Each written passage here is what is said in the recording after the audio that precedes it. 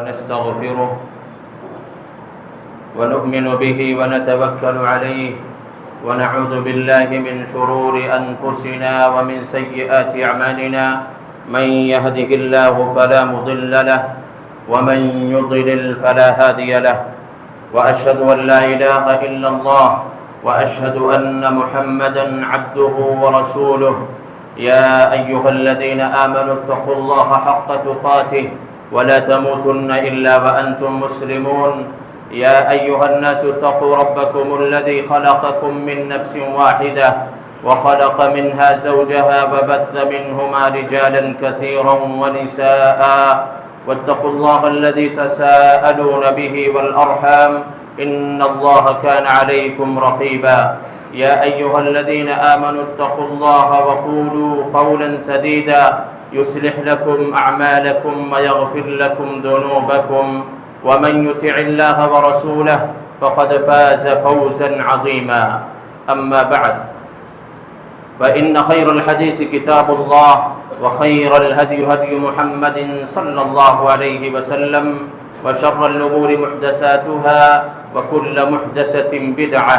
وكل بدعة ضلالة وكل ضلالة في النار أعوذ بالله من الشيطان الرجيم بسم الله الرحمن الرحيم قل هو الله أحد الله الصمد لم يلد ولم يولد ولم يكن له كفوا أحد۔ ہر طرح کی بڑائی، کبریائی، بزرگی، حاجت روائی، مشکل کشائی اللہ سبحانہ و تعالی کے لیے ہے، جو پوری دنیا کا تنہا نگہبان، اکیلا نگراں ہے، جس کی خلاقیت بے مثال ہے، جس کی رزاقیت بے نظیر ہے۔ درود و سلام ہو تمام انبیاء کرام کی جماعت پر، خصوصاً ہمارے ہادی و رہبر، قائد و رہنما احمد مجتبی محمد مصطفیٰ صلی اللہ علیہ وسلم کی ذات گرامی پر۔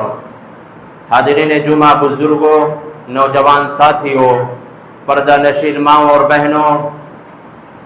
اللہ سبحانہ و تعالی کی نعمتیں ہم پر اور آپ پر بے شمار ہیں۔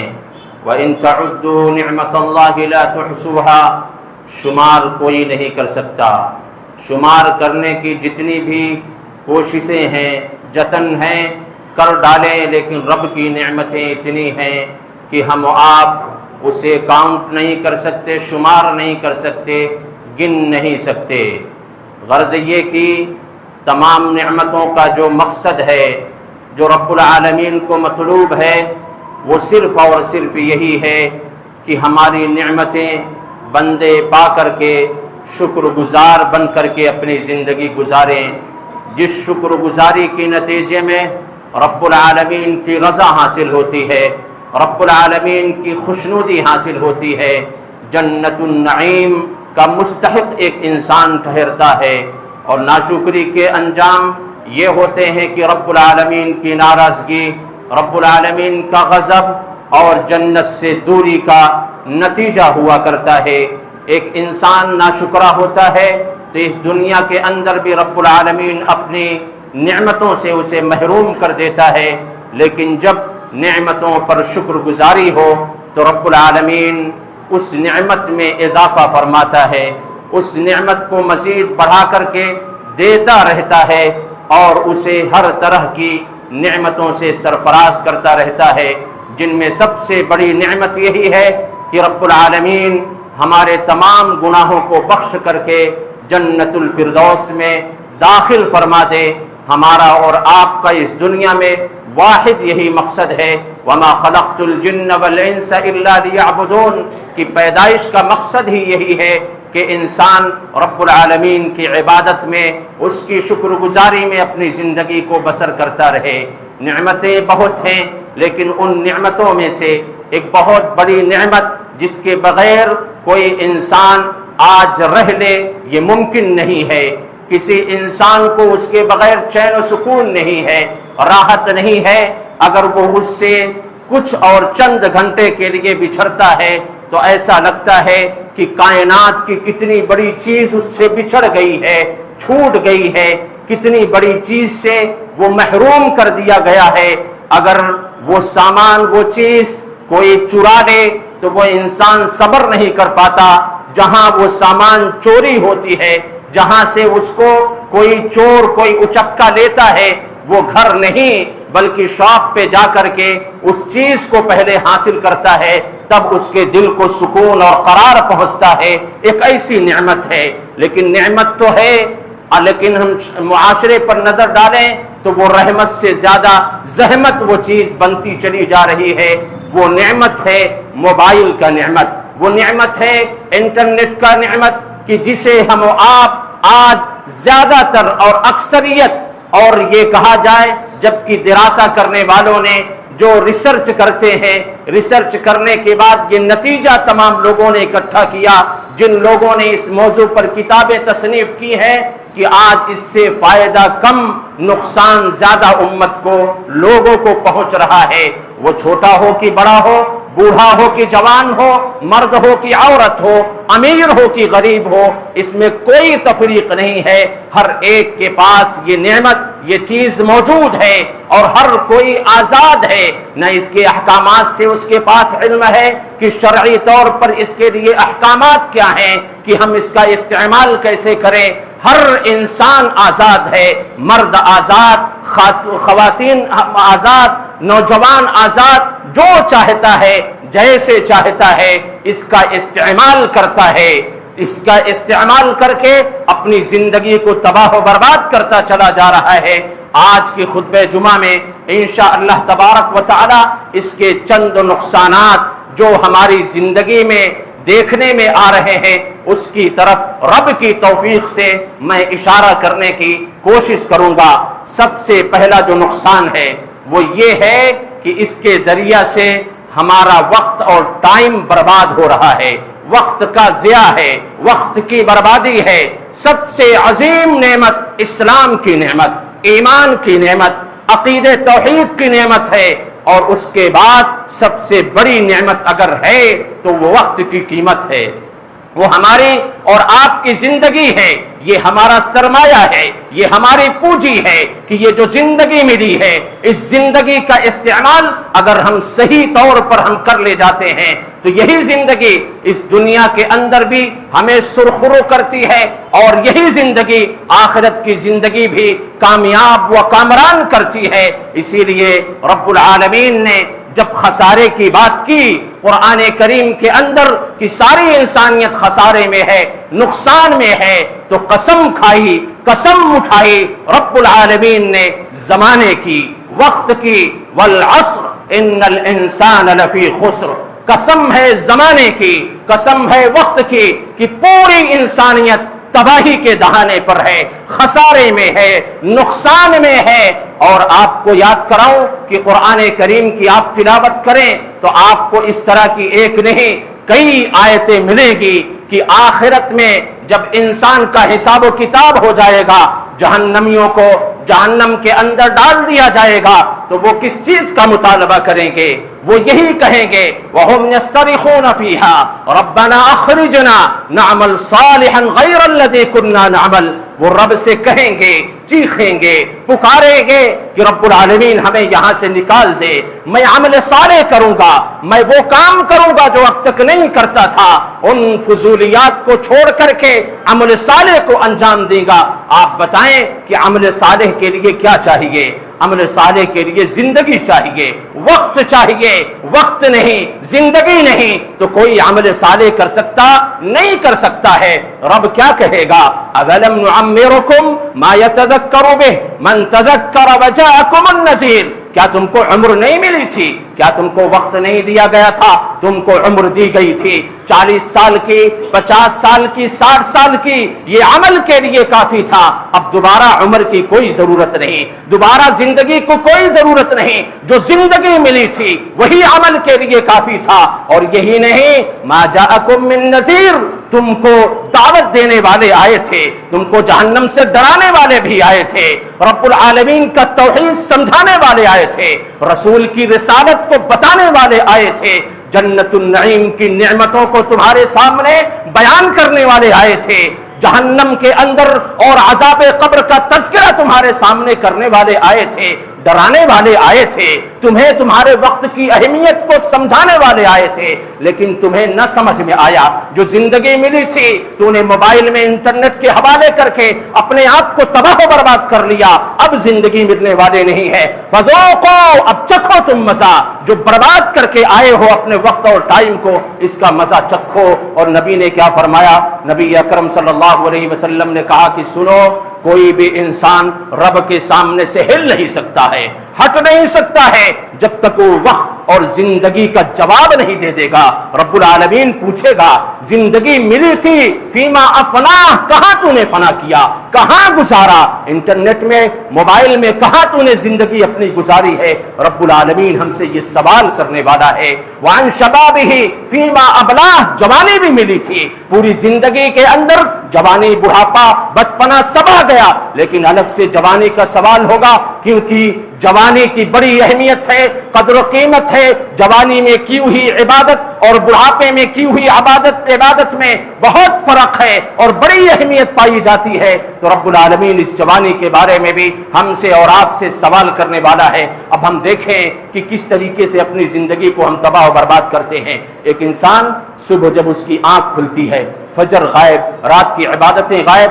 اٹھتا ہے تو یہ ہم نہیں کہتے, آپ لوگوں کا بھی مشاہدہ ہوگا, تجربہ ہوگا کہ سب سے پہلے اس کا ہاتھ کس پر جاتا ہے؟ موبائل پر جاتا ہے. اٹھاتا ہے, دوست کا میسج آیا ہے, دوست کا رسالہ آیا ہے, کوئی لنک اس میں آئی ہے, اس لنک کے ذریعہ سے وہ فیس بک پر جاتا ہے, ٹویٹر پر جاتا ہے, انسٹاگرام پر جاتا ہے. فاحشہ, فاجرہ, زانیہ اور بدکار عورتوں کی تصویر اس کے سامنے آتی ہے, اس کو دیکھنے لگتا ہے. شارٹس کلپ آئی ہوئی ہے, اس کو دیکھنے لگتا ہے, اور دیکھتے دیکھتے 5 سیکنڈ, 10-20 سیکنڈ کرتے کرتے اس کا 1 گھنٹہ, ابھی آنکھ کھلی بستر سے اٹھا بھی نہیں ہے, 1 گھنٹے کا وقت نکل گیا, 1 گھنٹے کا وقت ضائع و برباد ہو گیا. اسے فکر نہیں. آپ کہاں جا کر کے دیکھنا چاہتے ہیں؟ اس کا مشاہدہ کہاں کرنا چاہتے ہیں؟ ریلوے اسٹیشن پہ چلے جائیے, ٹرین کا وقت ابھی نہیں ہوا ہے, آدھا گھنٹہ 1 گھنٹہ باقی ہے. آپ دراسہ کر لیں, ہر کوئی موبائل میں مصروف ہے, بزی ہے.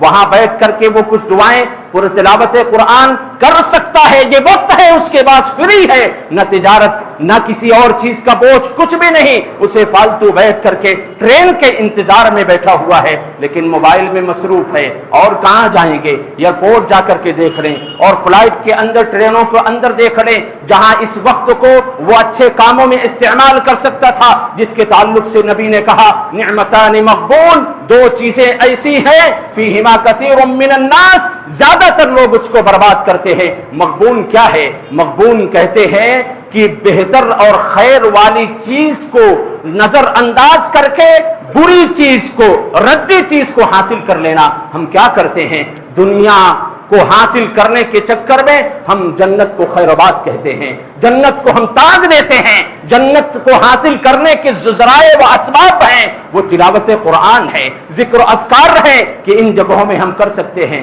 آپ ہاسپٹل چلے جائیں, بیوی کا آپریشن چل رہا ہے, ماں کا آپریشن چل رہا ہے, بیٹا باہر بیٹھا ہوا ہے, اور شوہر بھی باہر بیٹھا ہے, باپ بھی باہر بیٹھا ہے. وہ کر سکتا ہے کہ کسی مسجد میں جا کر کے یا وہیں پر بیٹھ کر کے آپریشن کی کامیابی کی وہ دعا کرتا, باہر نکل کر کے صدقہ و خیرات کرتا, کہ جس صدقے سے بیماریاں اور مشکلات دور کر دیے جاتے ہیں. وہ یہ کر سکتا تھا, لیکن موبائل میں مصروف ہے, غلط طریقے سے ویڈیوز اور فوٹوز کا وہ مشاہدہ کر رہا ہے. وہ یہ کام کر سکتا تھا, جنازے میں شریک ہے, دیکھ رہا ہے میرے ساتھ اٹھنے والا, میرے ساتھ بیٹھنے والا آج دنیا سے خیر بات کہہ گیا, اس کا اعمال کا جتنے بھی نیکیوں کے کام تھے وہ آج دروازے سب بند کر دیے گئے. وہاں جا کر کے بھی وہ موبائل میں مصروف ہے, کیونکہ ابھی وقت ہے, تجہیز و تکفین میں ٹائم ہے, ابھی قبر تیار کی جا رہی ہے. وہاں وہ موت کو یاد کر سکتا تھا, موت کو یاد کر کے کچھ چیزوں کے ذریعہ سے اپنے آپ کو فائدہ پہنچا سکتا تھا. یہ وہ اوقات ہیں جس میں انسان اپنے وقت کو صرف کر رہا ہے. اور بتاؤں آپ کو ایک لمحہ فکریہ کہ ہمارا آج کا نوجوان, آپ شہر کے اندر گھوم کر کے دیکھ لیں کہ وہ دن پر تھکا مادہ آتا ہے, گھر میں پہنچ کر کے کھانا کھا کر کے فوراً باہر جا کر کے کہیں ایسی جگہ پر جہاں کھلی فضا ہو, جہاں کھلی ہوا آ رہی ہو, وہاں پہنچ کر کے बाइक को डबल स्टैंड पर खड़ी करके आराम से टेक लगा करके सिर्फ 1-2 घंटा नहीं बल्कि 2 बजे 3 बजे रात तक वो मोबाइल में अपना वक्त जाये व बर्बाद करता है। 4 दोस्त बैठे हैं, आपस में कोई गुफ्तगू नहीं, कोई बात ही नहीं है, करे तो क्या करें, हर कोई अपने मोबाइल में मसरूफ है। और फिर फजर का वक्त हुआ, आकर के ये बंदा सो गया, फजर को छोड़ करके सो गया। फिर क्या हुआ, फिर शैतान आया और इसके कान में पेशाब करके चला गया। इससे बड़ी जिल्लत और रुसवाई की क्या बात हो सकती है कि बुखारी के अंदर नबी अकरम सल्लल्लाहु अलैहि वसल्लम ने फरमाया कि शैतान जो फज्र की नमाज छोड़ करके सोता है उसके दोनों कानों में पेशाब करके चला जाता है। इससे बड़ी जिल्लत और रुसवाई की बात क्या हो सकती है कि वो शैतान रजीम आज अपने पेशाब करने की जगह मुझे बना दिया है, टॉयलेट बना दिया है, हमें एहसास तक नहीं, ये नमाजें छोड़ करके सो गया। ये वक्त का जिया है, ये वक्त की सबसे बड़ी बर्बादी है कि आज अक्सरियत मुसलमानों का इस मोबाइल के जरिए से अपने औकात को जाये व बर्बाद कर रहा है। दूसरा नुकसान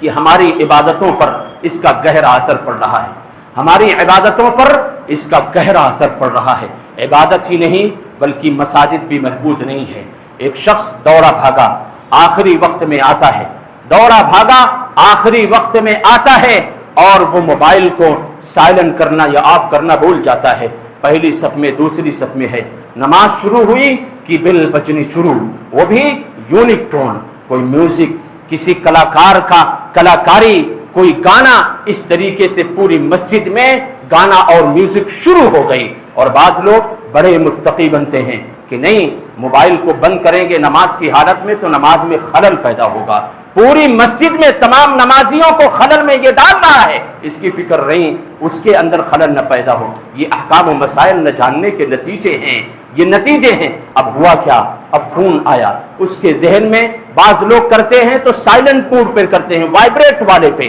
ताकि वाइब्रेट हो और एहसास हो जाए, ताकि मैं नमाज से फारिग होकर के फौरन रब से ताल्लुक तोड़ करके बंदे से ताल्लुक कायम कर लूं। उसे फौरन एहसास होने लगता है, पूरी नमाज उसकी इसी में है कि बेगम का फोन है या कस्टमर का फोन है, फोन आया तो आया किसका, मैसेज आया तो आया किसका, पूरी नमाज यही सोच रहा है। लंबी अगर नमाज हो रही है तो उसकी चाहत ख्वाहिश ये हो रही है कि इमाम साहब नमाज को मुख्तसर कर देते तो अच्छा था, फोन बार बार आ रहा है। अब नमाज खत्म होती है, नमाज खत्म हो जाती है, जिक्र अस्कार का मरहला आता है जिसके ताल्लुक से हजरत आयशा रज़ियल्लाहु ताला अन्हा ने अल्लाह के नबी सल्लल्लाहु अलैहि वसल्लम से सवाल करती हैं, सअलतुन नबी सल्लल्लाहु अलैहि वसल्लम अन इल्तिफाति रजुल फी सलाह, उस शख्स के नमाज के बारे में कि जिसका जहन, जिसका दिमाग जिस्मानी तौर पर तो नमाज में रहता है लेकिन जहनी तौर पर, कल्बी तौर पर वो नमाज में नहीं रहता है, गाफिल रहता है। कहा इसकी नमाज का क्या हुक्म है, इसकी नमाज का क्या होगा?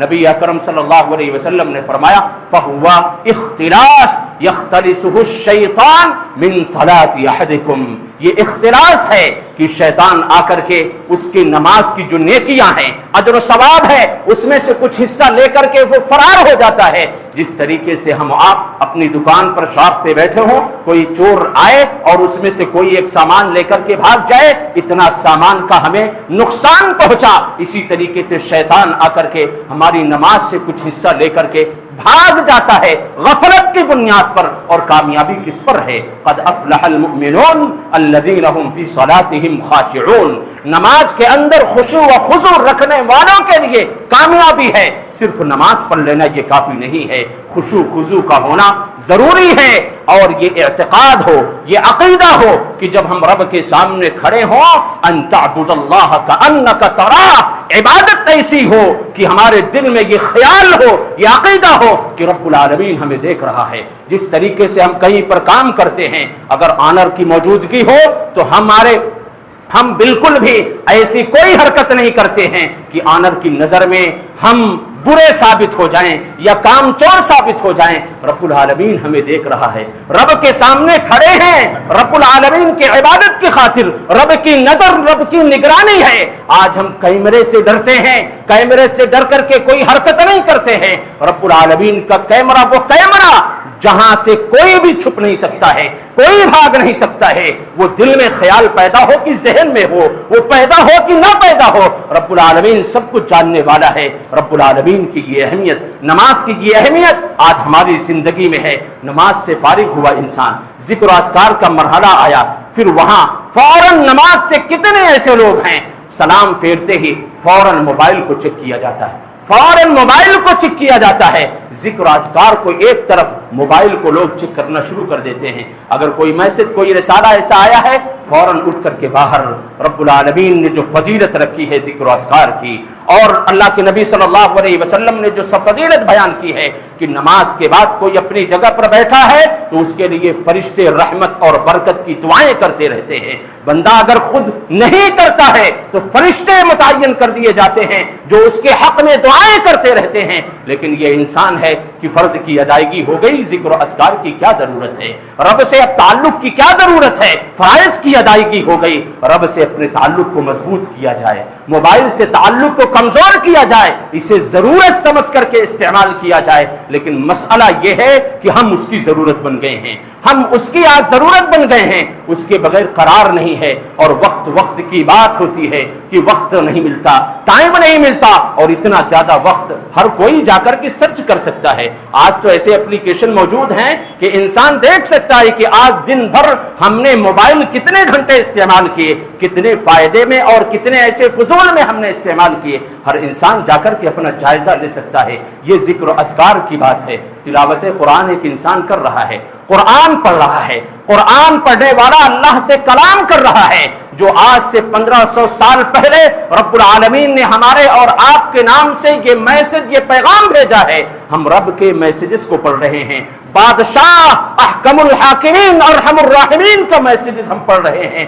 لیکن کسی دوسرے کا میسج آتا ہے، خالق کے میسج کو سائڈ کر کے مخلوق کے میسج کو پڑھنے لگتے ہیں، تلاوت قرآن کو ایک سائڈ کر دیتے ہیں۔ یہ قرآن کی اہمیت ہماری نظر میں ہے، جس قرآن کے تعلق سے اللہ تبارک و تعالی اور اللہ کے نبی صلی اللہ علیہ وسلم نے فرمایا اس قرآن کو کسی کو عزت ملتی ہے، کسی کی تکریم ہوتی ہے، اور یہی وہ قرآن ہے جس قرآن کے ذریعہ کسی کو ذلیل و رسوا کیا جاتا ہے۔ یہ ذلت و رسوائی ایسے ہی نہیں آئی ہے، یہ ہمارے کرتوتوں کا نتیجہ ہے، قرآن کو چھوڑ دینے کا نتیجہ ہے۔ تلاوت قرآن، رب کا کلام، رب کا میسج پڑھ رہا ہے، 40 سال 50 سال کی عمر بیت گئی ہے، آج تک یہ توفیق نہیں ہوئی کہ رب کے اس پورے پیغام کو ترجمے کے ساتھ زندگی میں ایک مرتبہ کوئی پڑھ لے، الا ماشاء اللہ۔ لیکن موبائل کا کوئی میسج مس ہو جائے یہ نہیں ہو سکتا، کوئی میسج، کوئی فون مس ہو جائے یہ نہیں ہو سکتا ہے۔ باتھ روم میں بیٹھا انسان وہاں بھی کسی سے بات چیت کر رہا ہے،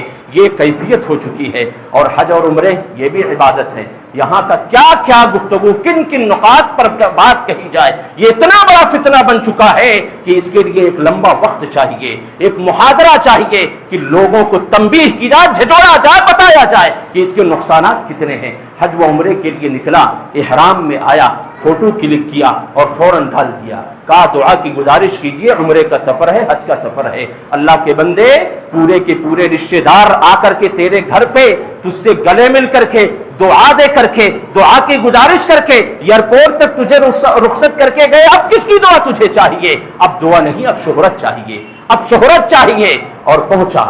لبیک اللہم لبیک تلبیہ کہتا ہوا دھوکہ دے رہا ہے، رب کو دھوکہ دے رہا ہے، کہہ رہا اللہ میں تیرے لیے حاضر ہوں، میں تیرے لیے، تیری عبادت کے لیے حاضر ہوں۔ حرم میں داخل ہو رہا ہے، ویڈیو بناتے ہوئے داخل ہو رہا ہے، طواف شروع کیا ہے، ویڈیو بنا رہا ہے، دعا کر رہا ہے، ویڈیو بنا رہا ہے، کسی کو موبائل دے کر کے، ہاتھ اٹھا کر کے، دعا کی توہین، رب کی توہین۔ رب العالمین کہاں سے ہماری دعاؤں کو قبول کرے گا کہ دعا کی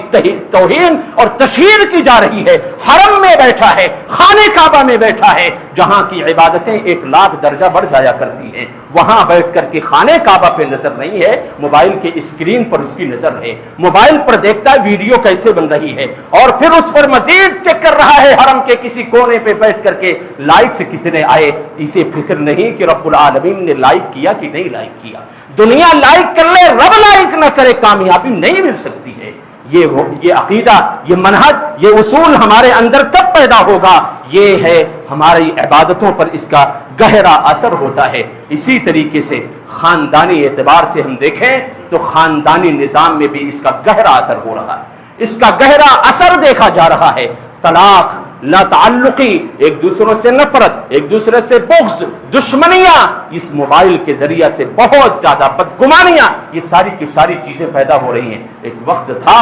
کہ جب والدین گھر میں پہنچتے تو بچے دوڑ کر کے پاؤں سے لپٹ جایا کرتے تھے، لیکن آج حالت اور کیفیت ایسی ہے کہ باپ خود موبائل چلاتے چلاتے گھر میں داخل ہوتا ہے، نہ بسم اللہ کیا، نہ گھر والوں پر سلامتی بھیجا، نہ سلامتی اور رحمت کی دعا کیا، داخل ہوا کوئی ہے اگر سلام کر لیا تو بچے بھی تو موبائل میں مصروف ہیں، بچے بھی موبائل میں مصروف ہیں،